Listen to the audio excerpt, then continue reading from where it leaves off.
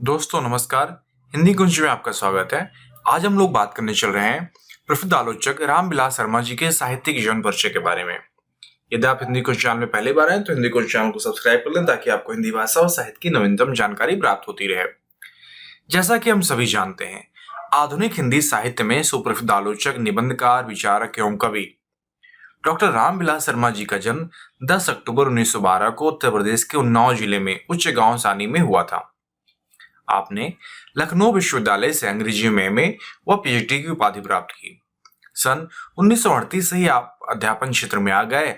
1943 से लेकर 1974 तक आपने बलवंत राजपूत कॉलेज आगरा में अंग्रेजी विभाग में कार्य किया और विभाग के अध्यक्ष भी रहे। इसके कुछ समय बाद आप कन्हैयालाल माणिक मुंशी हिंदी विद्यापीठ आगरा में निदेशक पद पे रहे। 30 मई सन 2000 को आपका देहांत हो गया। रामविलास शर्मा जी जीवन में लगातार साहित्य कर्म से जुड़े रहे हैं। शर्मा जी की ख्याति मुख्य रूप से हिंदी समालोचक के रूप में अधिक रही है। आपने निराला की साहित्य साधना 3 खंडों में लिखकर न केवल अपनी प्रखर आलोचनात्मक प्रतिभा का परिचय दिया, बल्कि यह सिद्ध कर दिया कि कविता को समझने के लिए आपके पास एक कवि का हृदय भी है। आपकी अन्य रचना प्रेमचंद और उनका युग में आपने प्रेमचंद की रचनाओं में उनके योगीन परिवेश को अभिव्यक्ति का विश्लेषण किया है। रामविलास शर्मा जी वामपंथी विचारधारा से प्रभावित प्रगतिशील आलोचक रहे हैं।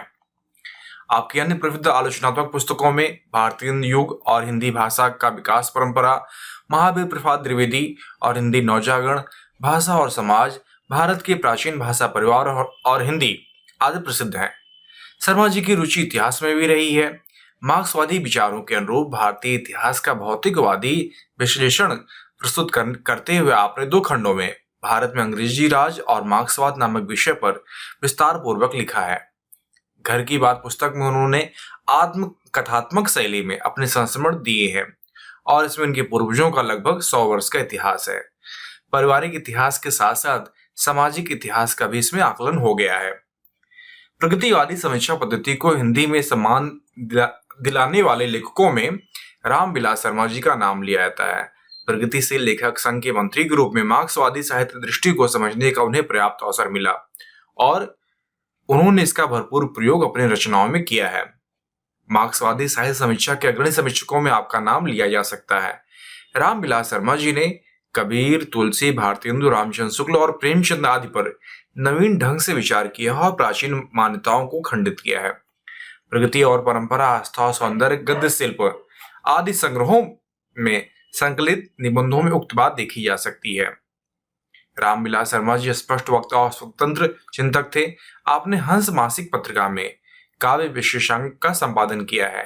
रामदरस मिश्र जी के अनुसार वस्तुतः मार्क्सवादी आलोचकों में डॉक्टर रामविलास शर्मा जी की दृष्टि सबसे अधिक पैनी, साफ और तल स्पर्शी है। प्रगति और परंपरा, प्रगतिशील साहित्य की समस्याएं, आस्था और सौंदर्य आदि उनके उल्लेखनीय निबंध संग्रह हैं।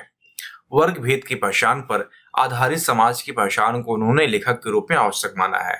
उन्होंने मार्क्सवाद और प्राचीन साहित्य का मूल्यांकन निबंध लिखकर अपनी धारणा को दोहराया भी है कि साहित्य सदा वर्गीय होता है और इसका मूल्यांकन भी इसी दृष्टि से किया जा सकता है। अब हम लोग बात करते हैं रामविलास शर्मा जी के रचनाओं के बारे में। डॉक्टर रामविलास शर्मा जी की निम्नलिखित रचनाएं हैं। आलोचनात्मक ग्रंथ के बारे में बात करें तो प्रेमचंद और उनका युग, भारतीय युग और हिंदी भाषा का विकास परंपरा, आचार्य रामचंद्र शुक्ल और हिंदी आलोचना, निराला की साहित्य साधना 3 खंडों में, महावीर प्रसाद द्विवेदी और हिंदी नवजागरण, भारतीय साहित्य की भूमिका और परंपरा का मूल्यांकन इनके आलोचनात्मक ग्रंथ हैं। कविता संग्रह में रूप तरंग, सदियों के सोए जाग उठे, उपन्यास में 4 दिन, आत्मकथा में अपनी धरती अपने लोग, घर की बात, निबंध साहित्य में आस्था और सौंदर्य, विराम चिन्ह। तो उनके मुख्य रूप से आलोचनात्मक ग्रंथ है, कविता संग्रह है, उपन्यास है, आत्मकथात्मक साहित्य है और निबंध साहित्य है। डॉक्टर रामविलास शर्मा ने निम्नलिखित रचनाएं लिखी हैं। इस प्रकार इस वीडियो में हम जान पाए कि डॉक्टर रामविलास शर्मा की आलोचनात्मक दृष्टि किस प्रकार है और उनके साहित्य साधना में क्या क्या परिणाम आते गए। तो आशा करता हूं कि वीडियो आपके लिए उपयोगी सिद्ध होगा। यदि यह लेख आपको लिखित रूप में चाहिए तो आप नीचे डिस्क्रिप्शन बॉक्स में लिंक दिया गया, आप डायरेक्ट वहां पे लिंक में जाकर या लेख आप पढ़ सकते हैं। यदि आपको अपने विषय व अध्ययन से संबंधित और अधिक अध्ययन सामग्री चाहिए तो आप hindiquint.com को विजिट करें, वहां आपके लिए उपयोगी अध्ययन सामग्री उपलब्ध कराई गई है। आशा करता हूं कि यह वीडियो आपके लिए उपयोगी सिद्ध होगा। धन्यवाद।